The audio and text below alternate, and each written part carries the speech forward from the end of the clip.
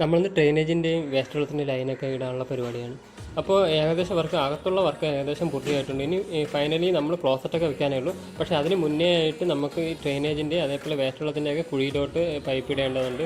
അപ്പോൾ വേസ്റ്റ് വെള്ളത്തിൻ്റെ പ്രത്യേകം അതേപോലെ ഡ്രെയിനേജിൻ്റെ പ്രത്യേകം അടുത്തടുത്ത് ഓരോ കുഴി എടുത്തിട്ടുണ്ട്.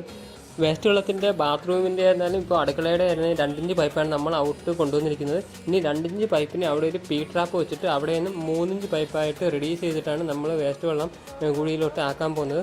വേസ്റ്റ് വെള്ളത്തിന് ഫുൾ ആക്കി കഴിഞ്ഞാൽ മാത്രമേ നമുക്ക് ബാത്റൂം ഡ്രെയിനേജിൻ്റെ പൈപ്പ് ഇടാൻ കഴിയത്തുള്ളൂ. എന്നിട്ട് അത് മാത്രം പോരാ, നമുക്ക് ഇവിടെ ഒരു ചെറിയൊരു സ്വിഫ്റ്റും കൂടി ചെയ്യേണ്ടതുണ്ട്. കാര്യം നാളത്തേതിൽ എന്തെങ്കിലും അടവ് വരികയാണെങ്കിൽ നമുക്ക് സ്വിഫ്റ്റ് വഴി നമുക്ക് വേസ്റ്റ് എടുക്കാൻ സാധിക്കണം. ആ രീതിക്ക് വേണം ചെയ്യാൻ വേണ്ടി.